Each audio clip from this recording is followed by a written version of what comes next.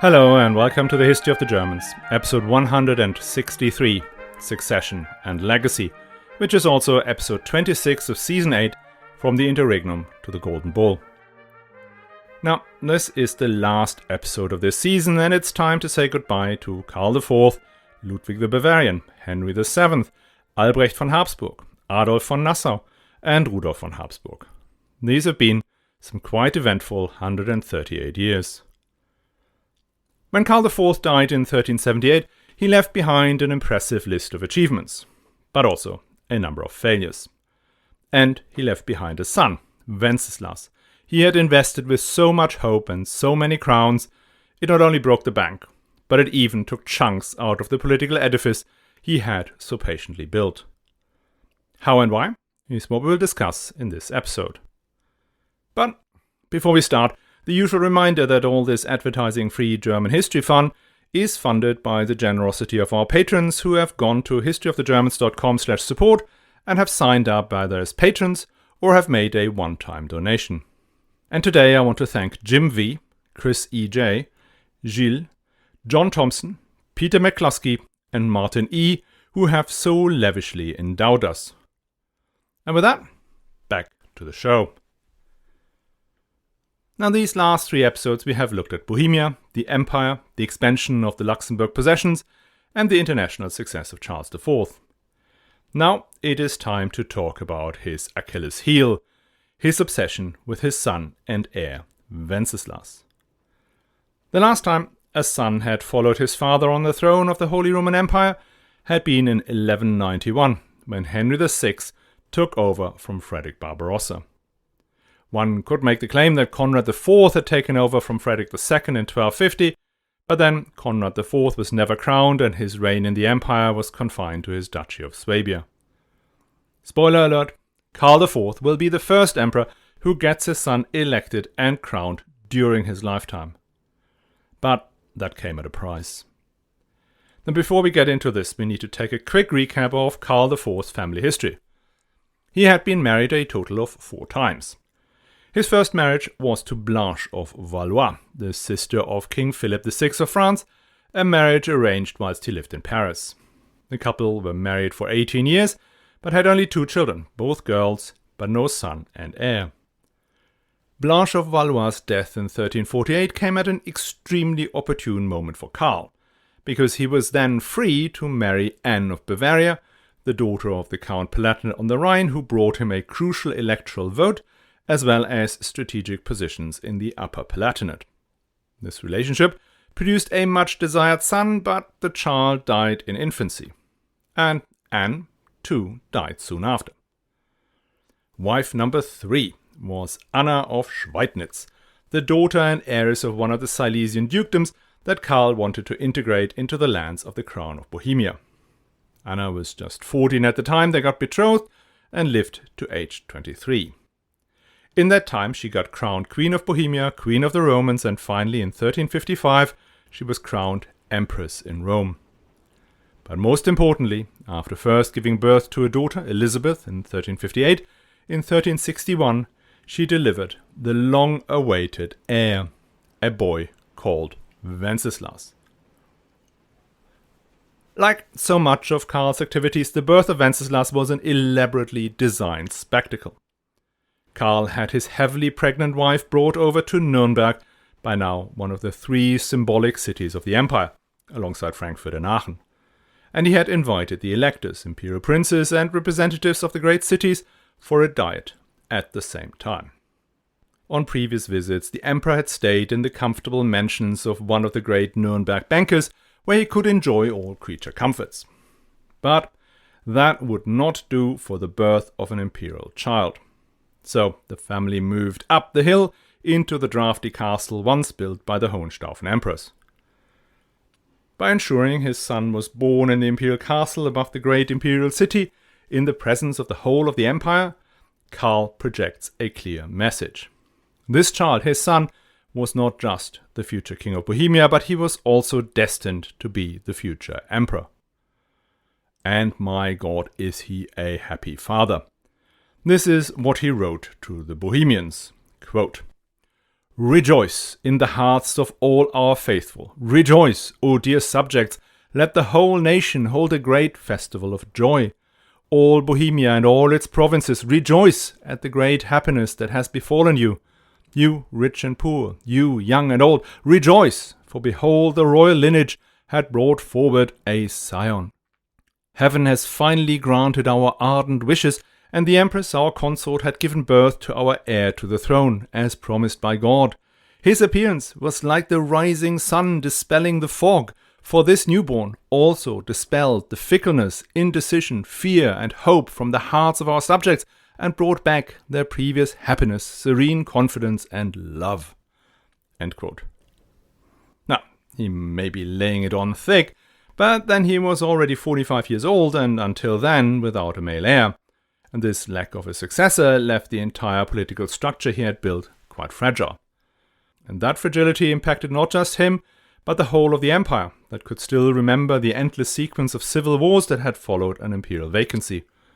Therefore, it is likely that there were indeed celebrations of joy across the empire, welcoming the long-awaited heir. Karl's excitement culminated in the weeks that followed. He had the baby weighed up in gold, which he sent to Aachen, in recognition for the miracle he attributed to the intercession of the saints and relics in this other great imperial city. He then called for the imperial regalia to be brought over from Prague to Nuremberg to be exhibited to the public. For the christening 2 weeks later, 5 electors, 18 bishops, and innumerable princes came to the church of St. Sebaldus in Nuremberg. I have just been to the christening of my niece and nephew, and I know that children can sometimes be less than cooperative in religious ceremonies. Reports about young Wenceslaus' christening tell of the little boy being more than just obstinate. Stories circulated that in his revulsion he had soiled the holy water and even fouled the altar. A bad omen for what may be coming. Bad omen or not, these celebrations did not go down well with the Habsburgs and the Wittelsbachs, who saw their chances of returning to the imperial throne vanishing rapidly. The events may therefore have triggered their attempt to overthrow Karl in alliance with the kings of Poland and Hungary. This conspiracy, as we have heard, however, failed, in part because Anna of Schweidnitz, the mother of young Wenceslaus, was kind enough to expire in childbirth a year later, making way for Karl's 4th marriage to Elizabeth of Pomerania. Elizabeth was the granddaughter of King Casimir the Great of Poland, and this union underpinned a new arrangement between Poland and the Empire, which in turn let the Habsburg conspiracy crumble into dust. The marriage to Elizabeth of Pomerania lasted until Karl's death and produced 6 children, 4 of which survived. The eldest of the 2 surviving sons, Sigismund, will feature heavily in our next season, so just keep him in mind. But back to Wenceslaus. Karl is entirely unperturbed in his urge to promote his precious little boy. First, he creates a new altar for the coronation church in Aachen, dedicated to Saint Wenceslaus, where a Czech-speaking priest is to pray for the now deceased members of the House of Luxembourg, including for Wenceslaus' mother. As soon as little Wenceslaus could walk, he was crowned King of Bohemia. Karl's advisors had tried to dissuade him from this, in large part because they feared it would now be almost impossible to guide the child once crowned. After all, sending an anointed king to the naughty step was fraught with complex issues of lèse-majesté. And as you probably know, the naughty step was not introduced until the early 2000s, so we're talking about a much more hands-on approach to parenting here. And then, to paraphrase Jane Austen, it is a truth universally acknowledged that a young man in possession of a crown must be in want of a wife. The young man in question, being unable to even form the words "I do," was no obstacle for him to be promised in marriage to a daughter of the Burggraf of Nuremberg.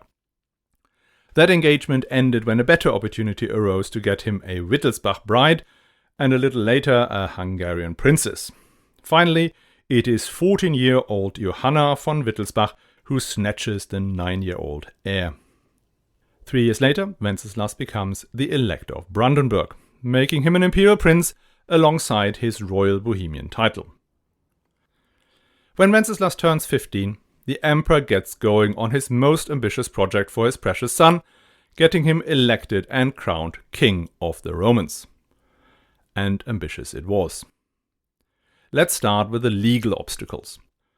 All the provisions of the Golden Bull are based on the implicit assumption that the previous emperor had died before a new one can be elected.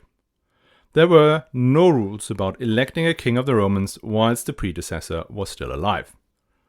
Plus, the Golden Bull had explicitly set out that an elector was only able to cast his vote when he had become 18 years of age, which suggests an emperor should also at least be 18 years old. But regulation schmogulation, if only enough bribes are paid, the electors were all too happy to set aside these judicial niceties. Enough bribes. That was a bit of a problem. For one, the bribes required came to a stunning 250,000 florin, a princely sum that came on top of the 500,000 florins Karl had promised the Wittelsbachs for the Margraviate of Brandenburg. So, where to find such a princely sum? The imperial lands, cities, castles, tolls and so forth had already been pawned, sold or otherwise alienated in the run-up to Karl's own election and coronation. Karl had bought back some of it during the course of the last 20 years, but focused mainly on freeing the imperial cities from the control of the territorial lord. But these imperial cities now proved to be difficult to pawn again. Because in the intervening period, Karl had ever so often asked the cities to fund his projects, such as the journeys to Rome, his various coronations and acquisitions.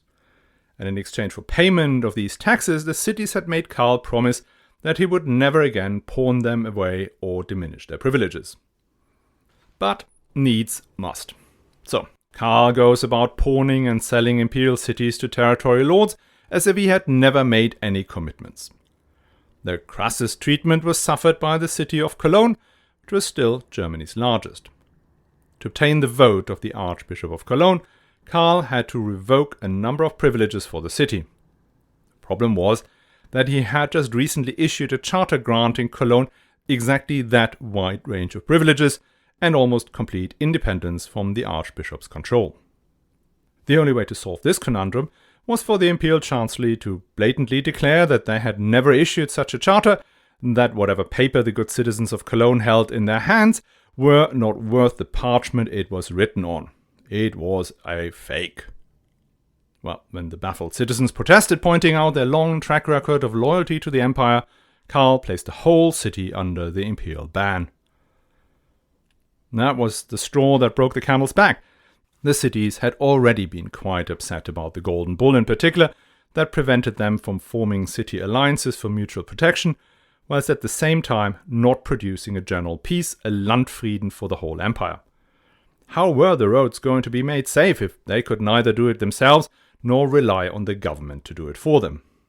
In their eyes, the emperor had not only failed them, but was now charging excessive taxes and worse, placing them under the control of territorial lords who wanted to dismantle their freedoms. 18 Swabian cities, led by the city of Ulm, formed the Schwäbische Bund, a league of defense against imperial overreach. When Wenceslaus was finally elected and crowned in 1376, the cities refused to acknowledge him as king unless he vowed not to pawn them to anyone ever. Wenceslaus responded by declaring imperial war against the cities and brought an army before the walls of Ulm. But that was as far as he got. His forces were, as so often in this period, unable to overcome the city's defenses. This success boosted the citizens of Ulm's self-confidence, and they began work on the Ulmer Münster, a parish church that was to outshine all other churches in the land, even its cathedrals. Its tower was to rise higher than any other in the land, even higher than any in the whole of Christendom. Their architect was none other than the father of Peter Parler, the master builder responsible for St. Vitus Cathedral and Charles Bridge in Prague. Now, the great tower was only finished in the 19th century, but at 161 meters became the tallest church tower in the world. The other outcome of the defeat was that Karl and Wenceslaus had to agree a ceasefire that was supposed to turn into a lasting agreement. Negotiations were protracted. In a rather blatant twist of the facts, Karl declared that he had never even thought of pawning any of his most loyal imperial cities ever. The cities did not believe a word of that, and by 1377 the Schwäbische Bund had grown to 28 members. Even the staunchly loyal city of Rothenburg ob der Tauber joined the alliance. They had even entered into negotiations with Karl's enemies, the Habsburgs and Count Eberhard of Württemberg. At that point, the emperor and his son realized that they were in a bit of a pickle. The cities had been not just an important source of taxes and soldiers funding the imperial tasks, but they had also been a counterweight to the power of the princes, and in particular the prince-electors. By alienating them, there was a genuine risk that the cities, even the still loyal ones like Nuremberg and Frankfurt, could switch sides and leave the Luxembourgs completely isolated. This point was likely made most forcefully by the members of Karl's chancellery, many of whom were members of the educated elites of the cities. And the same argument was made by his closest advisors and financiers, the bankers of Nuremberg, Augsburg and Regensburg. In 1377, father and son caved and solemnly promised that the imperial cities of the Schwäbische Bund cannot ever be pawned. Having rewarded the rebels, this privilege was then extended to the imperial cities that had remained loyal. Making the imperial cities unalienable was certainly politically opportune, but it also removed the very last asset an emperor could use to fund any imperial infrastructure. From this time onwards, anyone carrying the crown of the Holy Roman Empire will have to depend predominantly on his own financial and military resources for whatever projects he, and very rarely a she, wants to pursue. Rebuilding his dynasty's relationship with the cities preoccupied Karl in his last years.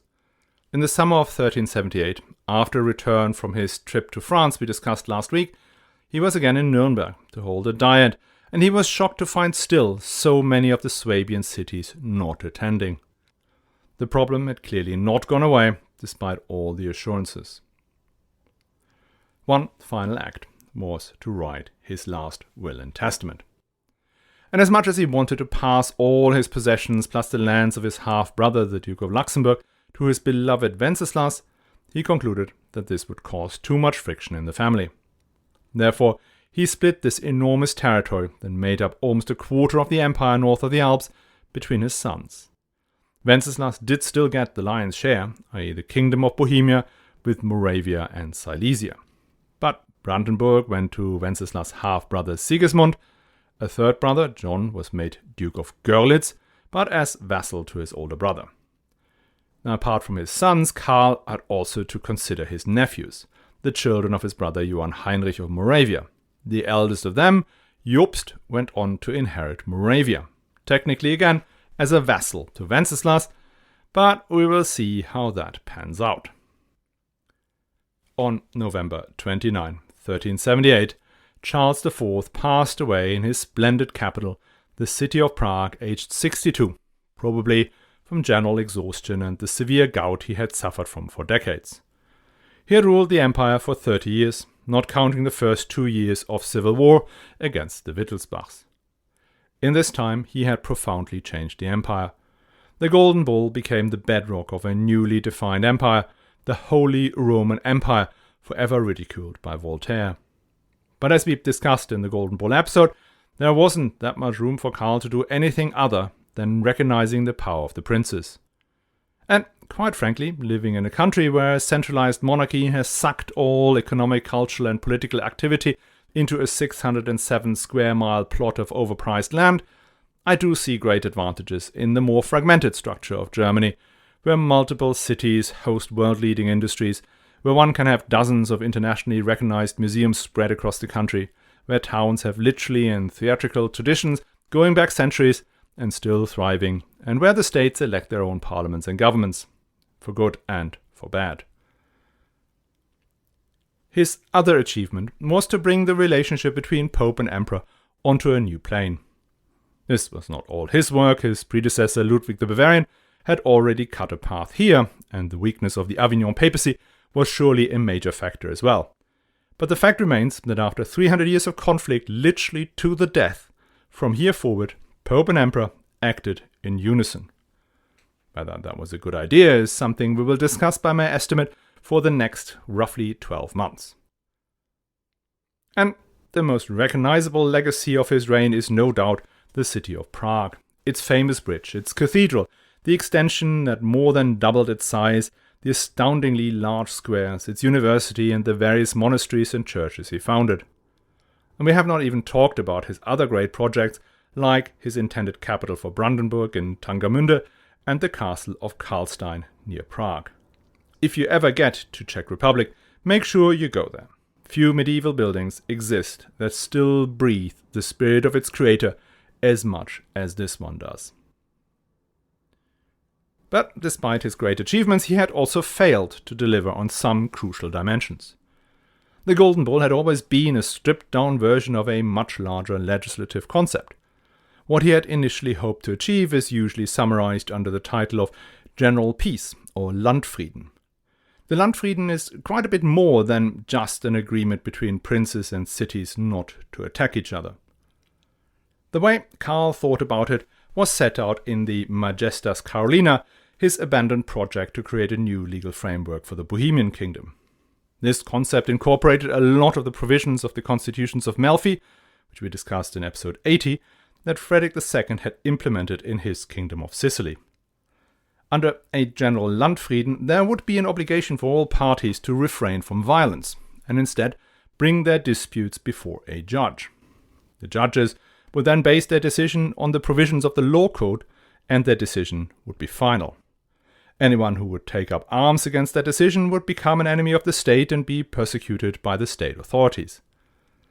This would have given the emperor a monopoly of violence, as it was gradually being implemented in France and England. Trial by combat and feuding was to be replaced by written law implemented by institutions, resulting in a dramatic increase in security and, as a consequence, an improvement to communications and trade. It is a concept we find pretty basic and normal today, but for medieval aristocrats it was an unacceptable infringement of their political rights.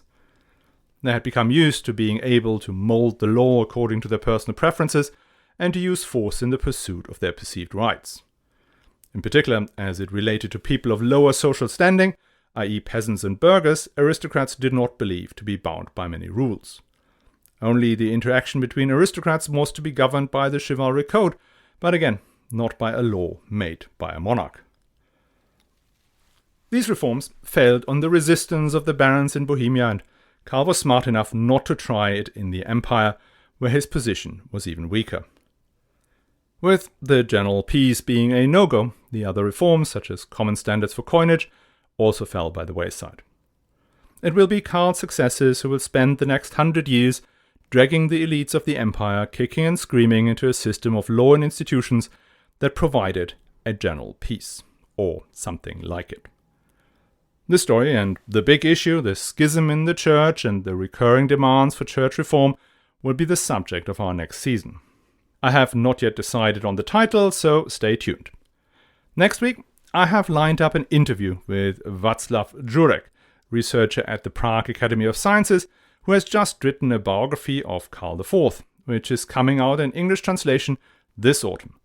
I'm sure you will enjoy hearing this story again, this time from a Czech perspective. I hope to see you on the other side. But before I go, let me just remind you that the History of the Germans is advertising free thanks to the generosity of our patrons. And you can become a patron too by coming over to thehistoryofthegermans.com/support and sign up either as a patron or by giving a generous one-time donation. And I will be eternally grateful for it.